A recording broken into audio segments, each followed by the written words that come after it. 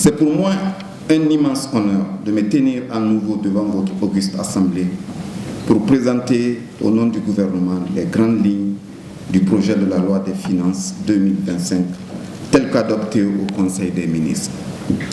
Monsieur le Président du Conseil national de la transition, honorables conseillers nationaux, l'élaboration du projet de loi des finances pour l'année 2025 s'inscrit dans la continuité de la dynamique de refondation impulsée par son Excellence, Monsieur le Président de la République, et dans le cadre des orientations stratégiques définies par le gouvernement dirigé par M.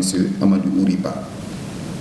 Ce projet s'appuie sur les avancées significatives réalisées depuis le début de la transition et intègre des innovations destinées à renforcer la gouvernance financière pour répondre de manière efficace aux attentes légitimes de nos concitoyens. Comme vous le savez, l'approbation du document de programmation budgétaire pluriannuelle 2025-2027 lors du débat d'orientation budgétaire en août dernier a permis de définir les contours du projet de loi de finances pour 2025. C'est dans cette perspective que M. le Premier ministre a formulé les orientations budgétaires et fixé les priorités gouvernementales pour les années à venir. Ces directives ont constitué le fil conducteur de nos travaux et des différents arbitrages dans un esprit de transparence, d'inclusivité et de concentration et de concertation, tout en veillant au respect des règles et procédures établies en la matière. Par ailleurs, l'année 2025 marque la formulation ou la formalisation du programme Simandou 2040 qui constituera désormais notre stratégie de développement pour les années à venir et qui prend le relais du PRI dont il intègre les acquis et les défis. Cohérent dans ces articulations, le projet ou le programme Simandou 2040 reflète notre ambition collective de bâtir une Guinée prospère offrant de véritables opportunités à nos populations, comme l'a souligné mon collègue du ministre du Plan et de la Coopération. Monsieur le Président du Conseil national de la transition, honorables conseillers nationaux, ce projet de loi des finances est élaboré dans un contexte international marqué par une stabilité relative de la croissance économique mondiale et une baisse progressive de l'inflation telle que décrite par mes prédécesseurs du haut de cette tribune. Sur le plan national, il est impératif de poursuivre les efforts d'atténuation des effets de l'incendie du dépôt d'hydrocarbures de Kalom, tout en renforçant la structuration de notre économie pour tirer pleinement profit des retombées positives attendues du gigantesque projet minier de Simandou. Parallèlement, il est crucial de maintenir la mise en œuvre des politiques socio-économiques visant à protéger nos concitoyens les plus vulnérables. Après tout, le social n'est-il pas l'axe numéro 1 de la refondation? Monsieur le Président du Conseil national de la transition, honorables conseillers nationaux, en matière de politique budgétaire, l'accent sera mis sur la mobilisation et la sécurisation des ressources intérieures à travers notamment la poursuite de la digitalisation des procédures fiscales et douanières. En parlant de digitalisation, je voulais saluer la présence de ma collègue ministre en charge de ce domaine important qui fournit d'importants efforts. Madame Paula Pressimo, je vous salue.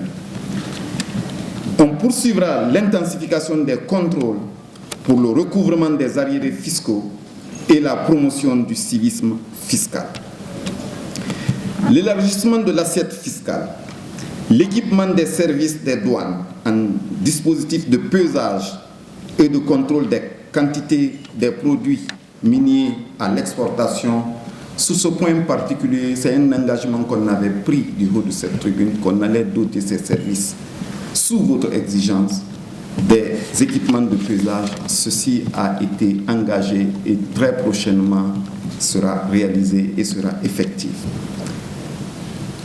Nous procéderons à la mise en œuvre progressive des nouveaux modules du système d'administration fiscale de Guinée qui s'appelle SAFIC 2, qui sont également inscrits parmi les priorités pour l'année budgétaire 2025.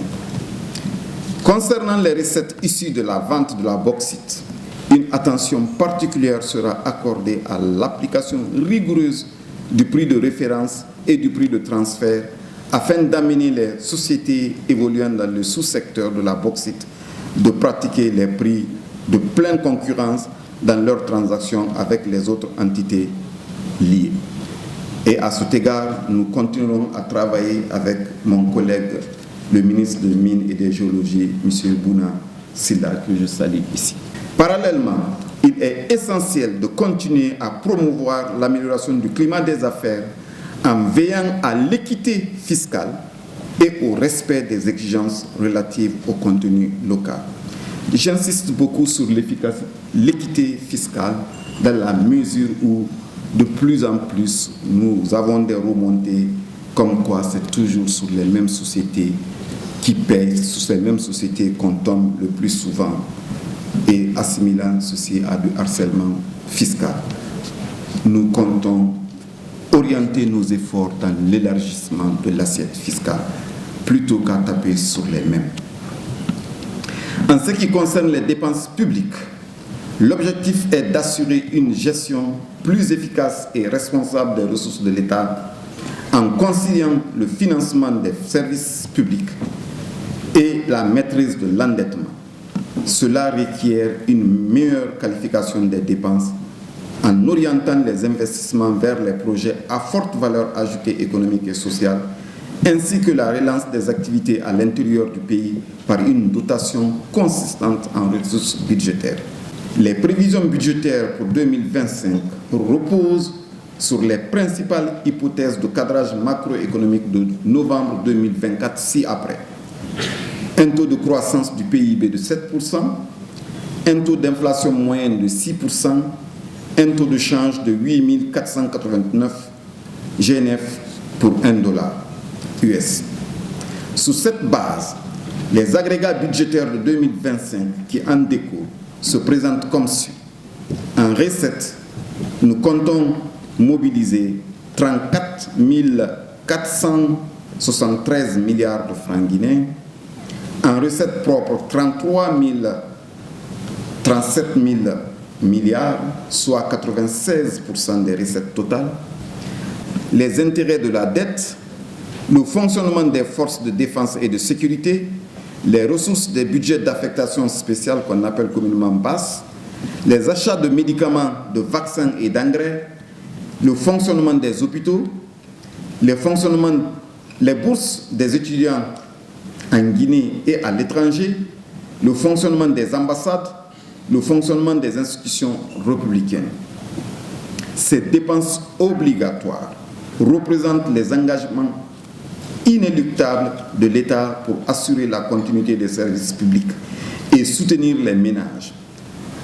La part importante de ces dépenses obligatoires limite forcément les marges de manœuvre budgétaires, réduisant ainsi la capacité de l'État à financer d'autres secteurs prioritaires. Un gouvernement responsable, soucieux des risques d'endettement non maîtrisés, nous avons estimé, le gouvernement de M.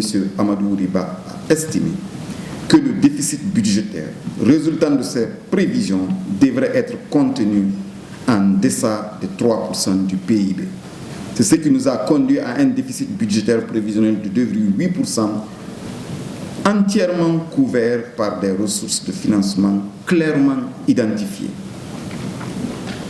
Monsieur le Président du Conseil national de la transition, honorables conseillers nationaux, voici présentés à votre auguste assemblée les grandes lignes du projet de loi de finances 2025 qui illustre l'engagement ferme du gouvernement à renforcer la gouvernance financière tout en répondant aux priorités stratégiques de notre nation. Ce budget élaboré en adhérence avec le cadre ambitieux du programme Simandou 2040 met l'accent sur les piliers essentiels tels que l'agriculture, dont le ministre est représenté ici, M. Félix Lama, je vous salue également, les infrastructures, l'éducation, le ministre Babacar Bari qui se présentera devant vous, la santé, la priorité avec Dr Gué qui est ici présent et les finances dans le but de favoriser une transformation structurelle et durable de notre économie. Monsieur le Président, c'est dans cette optique que nous sollicitons votre soutien et votre adhésion pour son adoption. Le gouvernement entier est à votre disposition pour toute clarification ou échange complémentaire. Je vous remercie.